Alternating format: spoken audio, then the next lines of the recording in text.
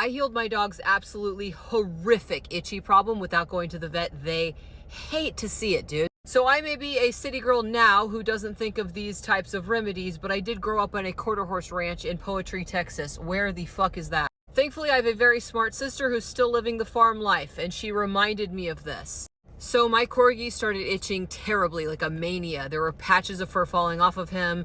His butt started to become bare, and my next trip was going to be to the vet. I checked for fleas, he didn't have fleas. I checked for some kind of rash, he didn't have a rash. I checked for every single thing you could possibly check for on the internet. One thing I wanted to do before I actually took him to the vet, because I know that they were going to put him on medication, which I wanted to use that as a last resort. So I took a month and I was like, I'm going to do holistic stuff for 1 month, and then I'm going to take him to the vet and get him put on those meds. I did everything they tell you to do. I added salmon oil. I gave him bee pollen. I added probiotics into his diet. I added things. I took things away. I did an elimination diet. I made sure it wasn't candles in my house. I made sure it wasn't any fragrances. I made sure it wasn't laundry detergent. I did every single holistic thing a person could possibly do for 1 month, and nothing changed whatsoever. I called the vet. They said they're going to do extensive allergy testing. Very, very expensive. Also going to put him on itchy medication. Terrible side effects. Pretty much lifelong. My sister said, why don't you try topical ivermectin? So I put a tiny bit of topical ivermectin in a squirt bottle with some water. I spritzed it on his itchy spots.